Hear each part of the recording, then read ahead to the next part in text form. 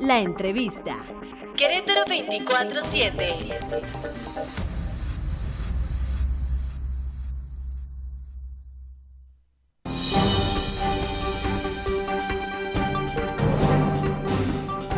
Bien, gracias. Son las 9 de la mañana con 20 minutos. Gracias además por seguir con nosotros en este jueves 11 de mayo del 2017. Gracias, como todos los jueves, está con nosotros el abogado Adrián Martínez López en esta propuesta jurídica para que usted también vaya atendiendo estos casos, asuntos, situaciones que obviamente son de la vida cotidiana y que requieren del trabajo, del esfuerzo, del apoyo, del respaldo, de la asesoría de un abogado. Cuando se va a un juicio de cualquier naturaleza, administrativo, familiar, fiscal, bueno, y usted nos lleva un abogado, es como si fuera a jugar un partido de fútbol sin portero y sin equipo, y entonces le van a meter todos los goles que se puedan meterle. Así es de que el tener un respaldo de un abogado, y de un abogado que sea confiable, y de un abogado que sea capaz y competente, como en este caso mi amigo Adrián Martínez López, ayuda mucho. Además lo está haciendo a la audiencia de Querétaro 24/7 Noticias de manera gratuita, para que este proceso se pueda, a la gente que más lo necesita, pues servir también como un trabajo social. Adrián Martínez, ¿cómo estás? Buenos días. Muy bien, muchas gracias. Gracias además por estar con nosotros, mi querido Adrián. Con muchísimo gusto. Te lo aprecio mucho. Y bueno, yo quería, además de hablar de otros temas que también son importantes, que tienen que ver con el mundo del derecho, hablar de este tema. No sé si sea novedoso, no sé cómo lo debemos pensar o plantear los mismos ciudadanos en la idea de la iniciativa de la revocación de mandato. ¿Para qué diablos nos sirve la revocación de mandato a los ciudadanos? ¿Para qué nos puede servir en un esquema de un proceso democrático el que en un apartado de nuestra propia Constitución se contemple o se considere la figura de la revocación de mandato? Y finalmente, tercera pregunta, ¿qué se requeriría para que realmente se pudiera revocar el mandato en un momento determinado, mi querida Adrián? Sí, con muchísimo gusto, Aurelio. Y contestando la primera de tus preguntas, sí, si es novedoso, como figura del derecho no es novedosa. Sí. No sé si tú recordarás los griegos que tenían la figura del ostracismo, que algún servidor público, por llamarlo, que no estaba cumpliendo con sus funciones, lo retiraban de la ciudad-estado. Ajá. Y no le permitían regresar por un periodo de 5 o 10 años. Tenemos otros casos en la Edad Media, tenemos casos más recientes. Sí. Y en gran parte del mundo es un tema que ya está reglamentado desde hace mucho tiempo. Sí. Por lo menos como una figura social, ¿no? De que si la soberanía que emana y radica esencial y sustancialmente en el pueblo, pues sean ellos los ciudadanos, seamos nosotros los ciudadanos que digamos, este gobierno, este funcionario, esta propuesta, sí sirve o sí resuelve problemas. Exactamente, y volviendo al tema, pues Latinoamérica tiene varios casos. Recordarás tú en Brasil del presidente Collor de Mello, que lo intentaron revocar y acabó renunciando. Sí. Lo que los estadounidenses denominan el impeachment, que Bill Clinton estuvo sujeto a este proceso. Sí. Nixon renunció por perjurio, antes. ¿no? Sí, por perjurio. Entonces, pues no es un tema novedoso. Lo que va a ser novedoso es incorporarlo a nuestra legislación local. En Querétaro, digamos, a nivel nacional, el tema de la revocación de mandato es común, existe ya en otras constituciones, en otros estados de la República. ¿Por qué tardó tanto Querétaro? Sí, no te sé decir por qué tardamos, pero sí a nivel local, por ponerte ahorita un ejemplo de algunos estados, Chihuahua, Yucatán, Michoacán, varios estados ya lo contemplan desde hace algunos años. Nosotros actualmente estamos en vías de aplicarlo. Hay una propuesta que presentó primero el diputado Magaña, después presentaron unas similares Carlos Sánchez y María Alemán, y ahorita lo aprobó recientemente la comisión y va a subir al pleno. Esperemos que sí se apruebe. Hay 3 formas de suspender la actividad de un funcionario público. En este caso hablamos de gobernador. Perdóname, claro. ¿Es revocación de mandato de un funcionario público en particular o de un gobierno? Del titular, que en este caso estamos hablando a la propuesta que analizó la legislatura local, que es gobernador, presidentes municipales y diputados locales. Correcto. Entonces, como te decía, hay 3 formas que actualmente se contemplan, y ya incluyendo la revocación del mandato. Una es el juicio político, que ya lo tenemos establecido desde hace mucho tiempo. La otra, obviamente, es la renuncia o la la licencia del titular y actualmente la revocación. Sí. Esta propuesta tiene una propuesta de modificación a la Constitución y también a la Ley de Participación Ciudadana, que si tú recuerdas ya tratamos el punto aquí en alguna ocasión, ¿cómo no? Sí, claro. en donde viene el plebiscito y el referéndum. Entonces, la idea de la revocación de mandato, ¿cómo se propone? Es que el 5% de la lista nominal del Estado o del distrito local correspondiente haga la solicitud de la revocación de mandato de una consulta al Instituto Electoral con respecto a la revocación de mandato. 5% del padrón electoral. Exacto, de la lista nominal. De la lista nominal, del padrón, porque el padrón está ahí y votan el 50%, ¿no? O sea, la mitad. Pero eso nos llevaría a pensar en que entonces, si estamos hablando de 2 millones aproximadamente, ¿no?, que es el padrón electoral o la lista nominal, estaríamos hablando de 100,000 ciudadanos que estuvieran solicitando en un momento determinado definido también el tema del Poder Ejecutivo del Estado de Querétaro, la revocación de mandato. Exactamente, y en caso de presidentes municipales, el 10%. El 10% de la lista nominal en cada municipio. Exactamente.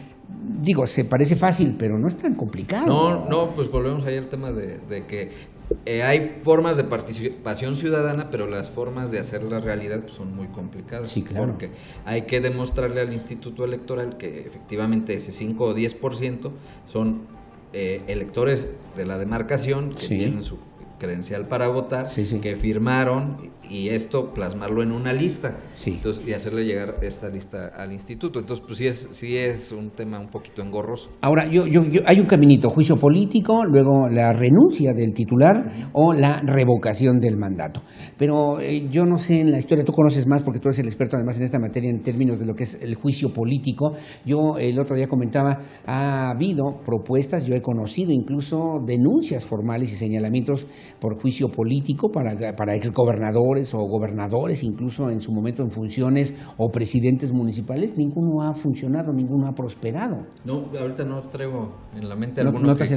Yo me acuerdo de Arnulfo Moya Vargas, abogado, presentó un juicio político en contra de Ignacio Loyola. Sí, lo recuerdo. Y no prosperó, no pasó absolutamente nada. Y recuerdo, digamos, en algunos momentos alguien que pretendía, por lo menos formalmente, no lo hicieron, luego comentaron, porque se requería también toda una serie de procedimientos para solicitar o pedir juicio político en contra de Francisco Garrido Patrón. Recuerdo el más reciente, que tú también lo tienes en la mira, en el radar, el de, la idea de uno de los vecinos, habitantes de la calle de Ezequiel Montes, que estaban pensando, incluso lo hicieron público, solicitar juicio político en contra de Marcos Aguilar Vega, que no va a pasar absolutamente nada, desde risa.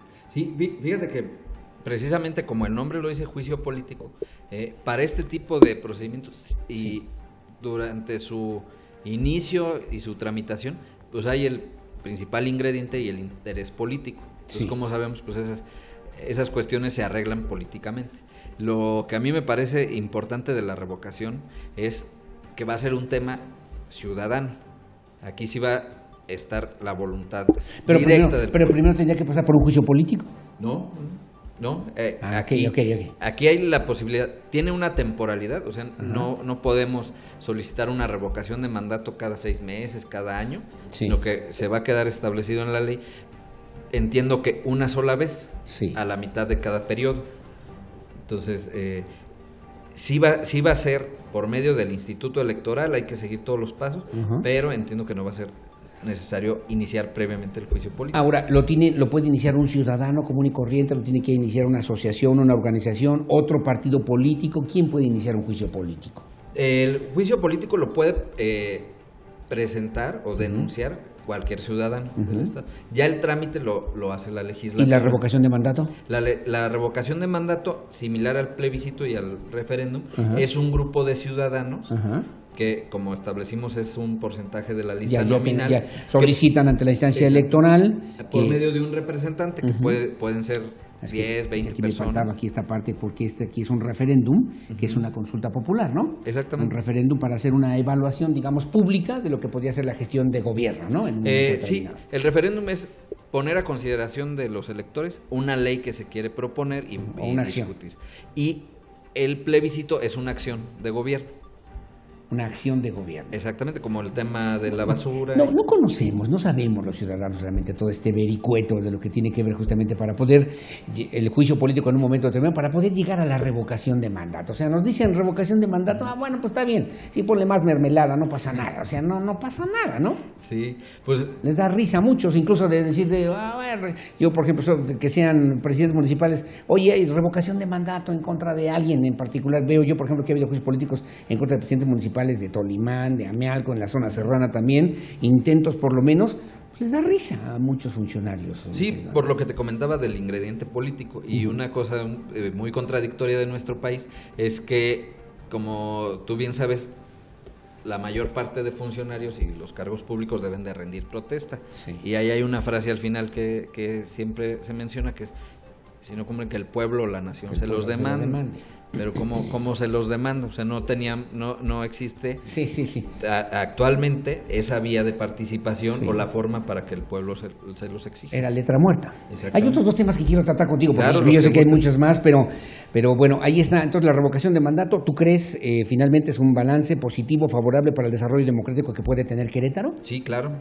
Es una forma excepcional de evaluación de cómo están funcionando los servidores públicos. Bien, vamos al tema del sistema estatal, Sistema Nacional Anticorrupción. Hoy lo va a nombrar el Congreso del Estado. Yo decía, a mí me parecía muy importante, y lo hizo también el Observatorio Ciudadano, que quien pretenda y aspire a una responsabilidad de esa naturaleza tendría que presentar al menos su declaración 3 de 3, que dicho electoralmente ha sido muy cacareada, muy concurrida. Hoy lo decide el Congreso del Estado. ¿Tú crees que esa instancia realmente, un fiscal anticorrupción, realmente pueda, pensando en un tinglado, pensando en un articulado jurídico que a lo mejor no está debidamente soportado? Veo que la ESFE, por ejemplo, la Entidad Superior de Fiscalización, no tiene dientes, o sea, hace señalamientos, hace observaciones después de 2 años o de 3 años, bueno, de un tiempo X, pues no pasa mucho. El fiscal anticorrupción, ¿cuáles deberán ser, si es que funcionan, para qué va a servir y cuáles deberán ser sus funciones básicas elementales, mi querido Adrián Martínez? Lo más importante es que, en paralelo con la Fiscalía General, tenga completa autonomía, porque actualmente los procedimientos administrativos contra los servidores públicos inician dentro de la propia institución. Sí. Entonces, yo no veo una situación imparcial. Yo creo que los procedimientos se inician, pero no se concluyen como debe de ser. Esto en función de que si el funcionario que está siendo investigado forma parte de la administración, pues lo más seguro es que no se le sancione. Y si ya no es parte de la administración que lo está juzgando, lo más seguro es que se le sancione, y pues con cierta fuerza. Desequilibrios. Exactamente. O con poca objetividad, digamos, en un momento determinado. Imparcialidad, ¿no? Sí, exactamente. Imparcialidad sería la palabra correcta. Entonces, lo más importante es que quien vaya a ser nombrado garantice esa autonomía. Sí, pero tendrías que traer 2 marcianos, ¿no? Un marciano, traerlo de otro planeta, de otro lugar, mi querido Adrián, ¿no? Pues el marco jurídico actual que se aprobó el año pasado y que se va a implementar en el Estado en los próximos meses, yo creo que ya blinda ese tema, porque ya para ciertos temas la instrumentación de todo el procedimiento se va a hacer en un tribunal. O sea, con magistrados que van a votar por unanimidad, por mayoría, que van a poder expresar sus votos. O sea, ya no va a ser una decisión unilateral como está actualmente. Pero significa que entonces el fiscal tendría que ser, ese es lo que a ver si entiendo bien, ajeno a los intereses, primero, partidistas o políticos. Segundo, a los designios también de las administraciones en turno. Claro. O del poder ejecutivo, de los municipios o de la estructura de gobierno. ¿Pero dónde entonces tiene que salir el fiscal? Pues mira, también el tema, como tú bien dices, pues no podemos traer una persona de fuera o posiblemente un abogado que no tiene nada de experiencia. Sí tiene que ser una persona que, en mi consideración, haya estado un tiempo considerable en la administración pública, que entienda de los procedimientos, de lo que implican las sanciones, cuáles son las diversas autoridades, etcétera, etcétera, para que la curva de aprendizaje pues no sea de tan larga 2 o 3 y tan cara. Años. Exactamente. Sí, pero tendría que ser una gente que tuviera la autoridad moral, la capacidad técnica, administrativa, la convicción también de entender cómo están las cosas sociales y políticas, lo que obviamente serían los intereses que puede tener en un momento determinado el gobierno en turno, o los gobiernos municipales en turno, para no prestarse ese tipo de situaciones, o dicho, de presiones en un momento determinado, mi querido. Sí, sí, exactamente, y como se ha venido manejando en la mayoría de las legislaciones, que trascienda administraciones. O sea, si esta administración es de determinado partido y entra una nueva administración con un partido diferente, que esta persona continúe, o sea, que no haya la posibilidad de que la nueva administración lo remueva, lo destituya. Sí, que no sean empleados del gobierno, pues no tiene chiste. Exactamente. Que no tenga relación tampoco, vinculación con la Fiscalía General. Pues, como te mencioné, digamos, ¿no subordinación?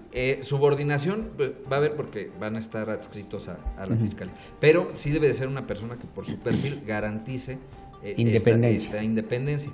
Lo que también, regresándome un poquito, yo veo muy positivo es que ellos van a ser la parte que acusa, pero la que juzga no, que es como actualmente se realiza. O sea, por ponerte un ejemplo, la Secretaría de la Contraloría te inicia el procedimiento, ellos son quienes te acusan y ellos mismos juzgan. O sea, estamos en una situación de, así es todavía ahorita. Y parte, así estamos actualmente. Entonces, con esta ya ellos en ciertas infracciones a la ley van a acusar y un tribunal va a ser el que va a resolver. Sería como el Ministerio Público, digamos, de la Administración Pública. Exactamente. Entonces el fiscal anticorrupción va a decir, aquí hay problemas, aquí hay cosas, vengan para acá, investigan. ¿A quién le va a turnar esas informaciones, esos casos, esos asuntos? Actualmente es el Tribunal Contencioso Administrativo, que ya va a cambiar de denominación. Como recordarás, actualmente tiene una sala unitaria, esto quiere decir que cuenta con un solo magistrado, en este caso es magistrada, entonces ya va a haber 3 magistrados. Entonces estos magistrados van a tener la decisión de ciertos casos que por su gravedad deben de conocer. Correcto. Y esto ayudará también al desarrollo democrático. Digamos que Querétaro va avanzando, hablamos del referéndum, hablamos también de la revocación de mandato, hablamos de este fiscal anticorrupción, vamos configurando, digamos, este escenario político, este tinglado que se requiere para que el gobierno sea más eficaz, para que los recursos públicos sean más transparentes, o el uso de los recursos públicos sean cada vez más transparentes. Sí, yo creo que sí, que va como comentábamos en alguna ocasión, pues entre más personas estén involucradas, es menor la posibilidad de que haya arreglos en lo que haya sesgos. Sí, que haya sesgos o arreglos o corrupción, justamente, ¿no? Sí, corrupción, justamente. Oye, hay otro tema rápidamente.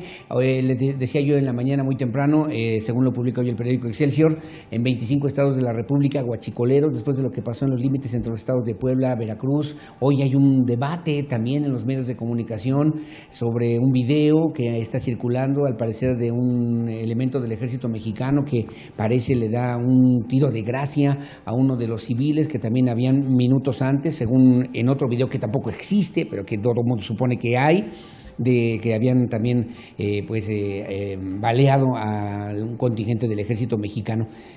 ¿Qué debemos pensar de todo eso que está pasando? ¿Qué debió haber hecho el ejército mexicano? Me imagino que tú ya conoces el video y sabes de qué estoy hablando, pero ¿qué debió haber hecho el ejército mexicano? ¿Replegarse, regresarse, no atacar? ¿Debió hacer lo que vimos o estamos viendo por lo menos en un video que algunos me comentaban, señalaban, este es un video hecho por los grupos criminales justamente para justo deslegitimar la presencia, el esfuerzo, el trabajo o lo que hace el ejército mexicano, digamos, en esta lucha contra el robo de combustible específicamente, mi querido Adrián? Sí, mira, estaba larga la pregunta.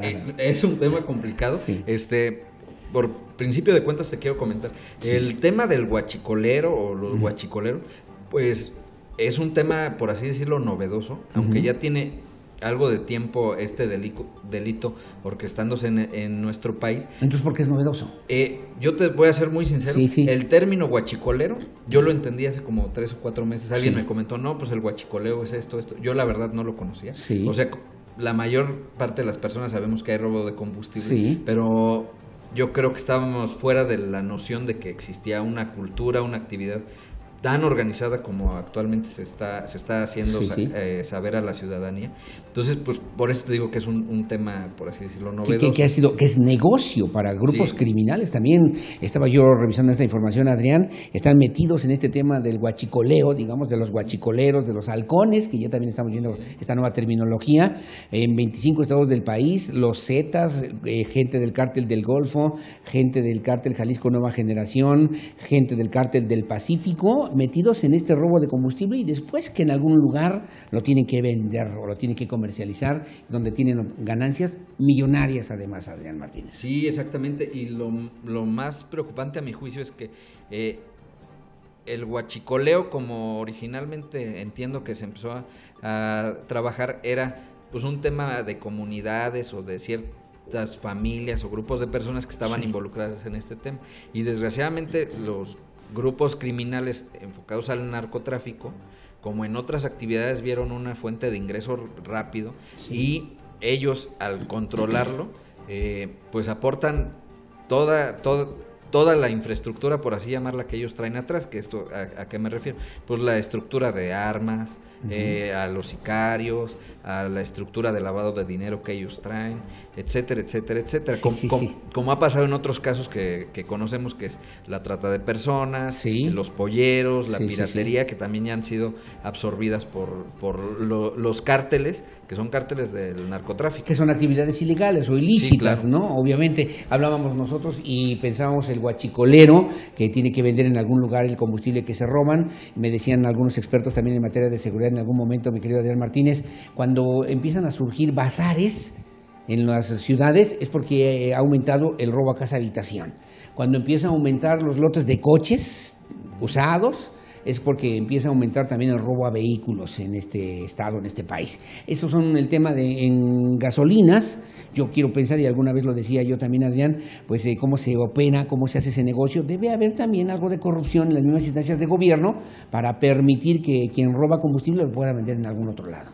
Sí, por supuesto. Ninguna actividad criminal está exenta de la participación de una autoridad corrupta. Sí. O sea, como sabemos, el narcotráfico también tiene la participación de ciertas autoridades. Entonces, en este caso igual, podemos hablar desde Pemex, que obviamente abrir una toma, por llamarlo así coloquialmente, pues no lo puede hacer cualquier persona, mucho menos localizar exactamente dónde se puede abrir.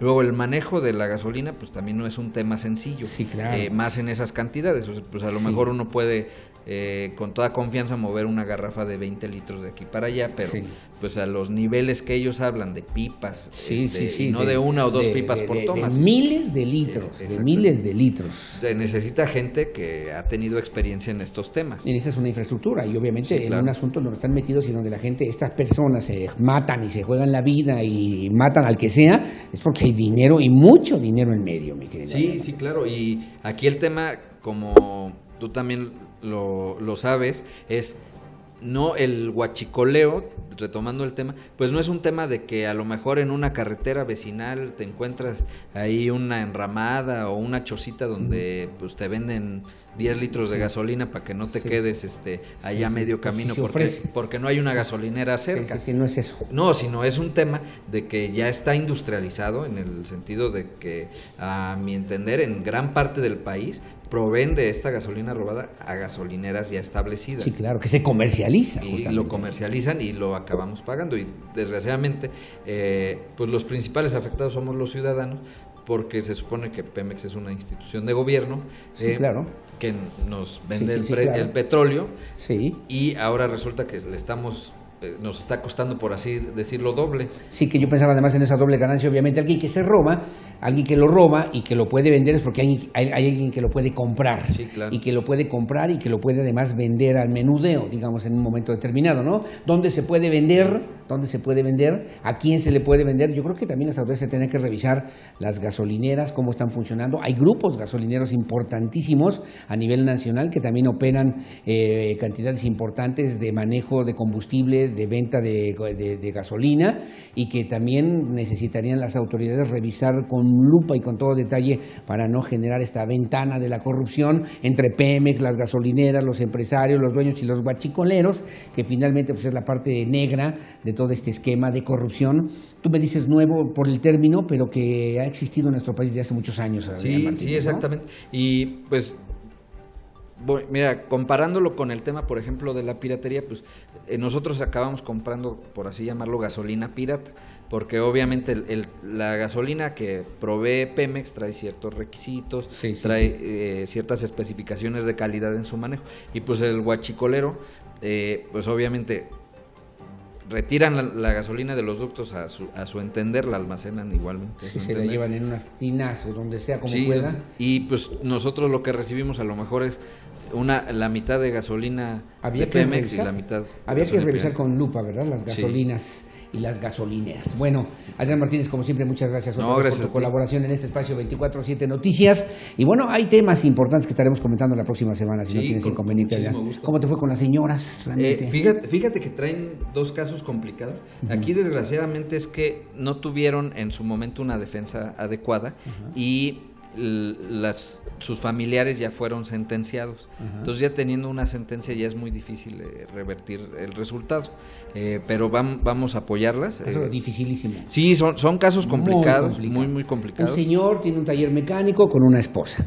Y luego la señora en esta relación también tiene unos parientes que tienen 2 hijas. Después viene el tema en que al parecer el señor mecánico, para que nos entendamos así rápidamente, viola a una o a las 2 de las muchachas, de las niñas, parientes también de la familia de la esposa, que por cierto la acusan de que era cómplice de esta situación. Llega la autoridad, los mete a la cárcel a los 2, tanto al mecánico como a la pareja, y resulta que pues le dan 20 años de cárcel, según entendí, 20 años de cárcel en esta sentencia que tú ya comentabas bien, abogado. Y la señora pues también se va a la cárcel, 2 años, 3 años al parecer estuvo en la cárcel, pero además iba embarazada. Sí. Resulta que va embarazada, cuando sale de la cárcel dice: aquí está la niña, yo no la quiero tener, se la queda la abuela, que es quien se hace cargo de esta pequeñita que ahora tiene 5 años, y pues sin apoyo, sin dinero, sin posibilidades económicas y con un hijo en la cárcel. Obviamente para la mamá, a propósito de lo que puede significar una situación de esa naturaleza, pues la mamá dice: mi hijo es inocente, es inocente, es inocente. Y me acuerdo de la película de La Pando, de Revueltas, en la que pues la mamá defendía a todo lo que podía a su hijo en su inocencia. Y pues bueno, mientras ya está sentenciado, tiene 20 años, la mamá no existe ya, se fue a otro lugar, y la niña, una niña de 5 años, está en el desamparo. No se puede pelear para que las autoridades también, porque la abuela, entiendo, no quiere perder a la niña, ni que se vaya al DIF, ni que se vaya a una instancia. Ellos como familia quieren hacerse cargo de esta pequeñita. ¿Eso es válido? ¿Eso es posible? ¿Eso es legal? Sí, por supuesto. De hecho, es un tema interesantísimo que la Corte recientemente ha emitido varios criterios. Los menores hasta cierta edad, si desgraciadamente nacen en un centro de retención, deben de estar con su mamá hasta cierta edad. Sí. Entonces, sí es un tema muy importante. Y ya, saliéndonos del tema penal, por supuesto, cualquier niño tiene un interés de la sociedad, que es cuidar de su sano desarrollo. Que ese interés está por encima de cualquier cosa, según se dice, ¿no? Exactamente, es el interés supremo de la niñez. Entonces, si los papás no van a garantizar ese cuidado, por los motivos que sean, porque la mamá tiene una discapacidad, porque tiene un problema, o simple y sencillamente porque no quiere asumir su responsabilidad, pues debe de haber otras personas que lo deban de hacer. En primera instancia debemos de voltear a la familia directa, como en este caso, sí, que es la abuela, a los tíos, después primos, y ya después debe ser qué difícil situación. Yo decía, mira, para el cuate que está en la cárcel, independientemente de todo, pero para la señora que tuvo que perder a su hijo y perder su familia, y luego para la niñita, y luego para la abuela, no hombre, una situación. Si a eso le agregas pobreza, luego le agregas desempleo, luego le agregas falta de oportunidades, y luego le agregas marginación, falta de salud, en fin, la situación se vuelve muy dramática, ¿no? Muy triste. Muy complicada, y pues desgraciadamente esta pequeña, que posiblemente al cuidado de sus papás iba a tener, aparte de cierta seguridad emocional, patrimonial, iba a tener acceso a ciertas cosas, posiblemente no tenga esas oportunidades, pues porque, por así decirlo, está en el limbo de que no está la mamá, porque se va, el papá desgraciadamente está sentenciado, y la abuela pues no tiene los medios para iniciar un juicio, para que ella sea la responsable y ella adquiera la patria potestad de la pequeñita. 5 años tiene la niña. Sí, es un tema hijos, caray. Entonces, de las que te toca ver a ti, además, pues como abogado. Muchísimo gusto. Mi querido Adrián Martínez López, muchas gracias otra vez. Teléfonos, ¿dónde te localizamos? ¿Cómo te ubicamos? Claro. Que la gente quiere consultar. Mi teléfono celular es el 044-442 359-4141. 4141. 442-359-4141, el abogado Adrián Martínez López, como siempre, en esta colaboración especial para Querétaro 24/7 Noticias. Gracias, Adrián, que tengas buen día. Muchas gracias a ti, Aurelio. Enhorabuena y felicidades otra vez, y muchas gracias otra vez. Vamos a hacer una pausa, son las 9 de la mañana, ya con 50 minutos. Pausa, regreso rápidamente, nacional, internacional, si nos da tiempo, Lucía Peña y los deportes con José Antonio Barrios. Una pausa, volvemos. I miss your footprints next to mine.